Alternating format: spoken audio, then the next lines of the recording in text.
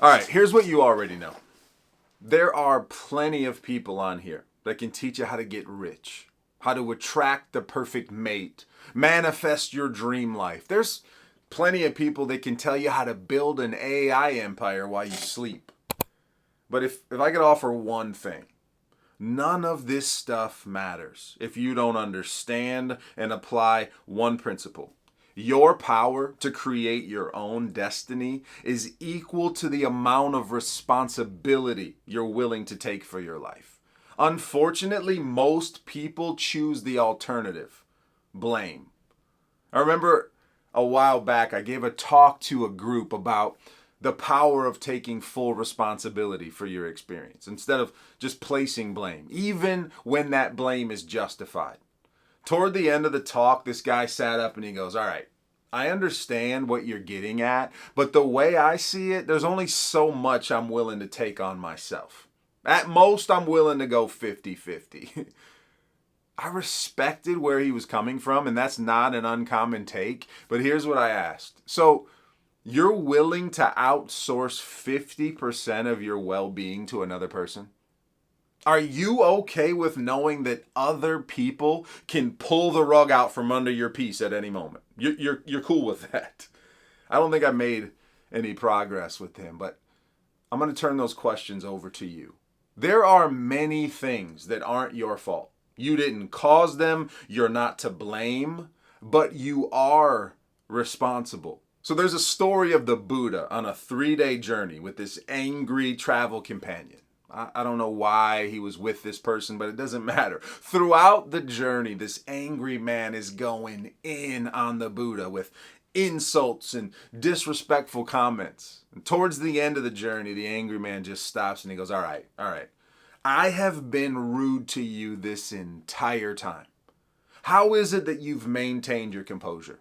How have you been kind despite my unkindness? And the Buddha, I imagine, smiling slightly, says, if someone gives you a gift that you refuse to receive, to whom does the gift belong?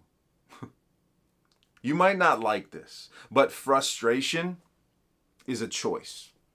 Anger is a choice. Misery is a choice. Whenever we feel stressed, overwhelmed, vulnerable, upset, there's always someone or something to blame.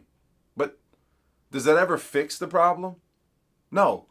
But since it helps to take the edge off, next thing we know, we're just blaming everyone for everything without even thinking about it. Blame is a habit that most of us have. And the truth is, it's killing our potential. It drains us of power. The only alternative is to take 100% responsibility for our lives, which simply means in every situation, we embrace our ability to respond. Did they wrong you? Yes. Where blame would point a finger, responsibility places a boundary. Did someone less qualified than you get the job? It seems like it. Where blame would write a list of shady reasons, responsibility just drafts a better resume. Maybe you feel unheard by your partner. Where blame would use labels like selfish and distant, responsibility models empathetic listening, and it seeks to understand the person and how they feel. Which brings us to the next logical place. The film Napoleon Dynamite from 2004. There's this character named Uncle Rico. And despite being in his 40s, he can't shake the letdown of his high school career. And he's reflecting on what could have been. Looking out in the distance, Uncle Rico says, Coach would have put me in fourth quarter. We'd have been state champions, no doubt. No doubt in my mind.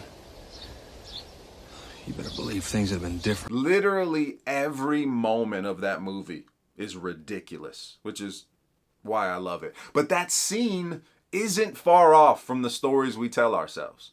If you search for that clip on YouTube, which you should do after watching this, you'll find this in the comment section. Uncle Rico is the one tragically realistic character in this otherwise silly and lighthearted movie. There are millions of sad 40-something men out there hanging out in bars and on front porches lamenting to no one in particular about past glories and how life could have turned out differently for them. Man, that's sad. And man, that's true. I've had some of those conversations. Yes, coach should have put us in. We should have gotten the job. Our parents should have been better.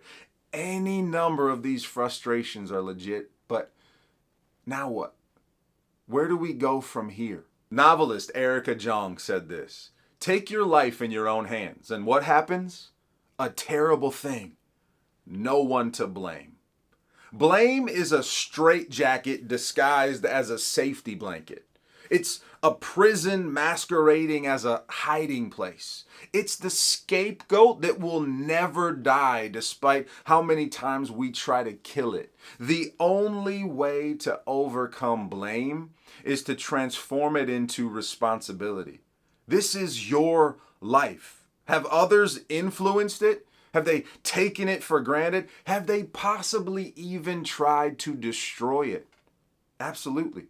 And that's exactly why we should never outsource the fullness of our lives into someone else's hands. We can't do that. So do this instead. Try this for just 30 days. Refuse to blame anyone for anything. When you find yourself complaining about something, ask this question: what's in my control right now? Focus on what Stephen Covey called the circle of influence, the things we can do something about, namely our attitude, our expectations, and our response. As Covey said, anytime we think the problem is out there, that thought is the problem. On the other hand, the proactive approach is to change from the inside out, to be different. And by being different, to affect positive change in what's out there. I can be more resourceful. I can be more diligent. I can be more creative. I can be more cooperative. If you're willing to take this level of responsibility, your life will look very different 30 days from now. If you can make this your permanent approach to life, you will be unrecognizable in just a few months. Your relationships will be better because they won't be weighed down by unrealistic expectations. When you realize it isn't someone else's job to make you happy, everything changes. You'll be more successful because you won't be waiting around for someone else to notice you, promote you, give you a chance. You'll remember what Coach John Wooden said: success is peace of mind, which is a direct result of self-satisfaction in knowing you made the effort to become the best of which you're capable. You'll be more confident because confidence is built on three things: action, experience, and a growth mindset. You can take action on the things that inspire you and scare you. And here's what you already know: action creates more action. You can reflect on the experiences you already have.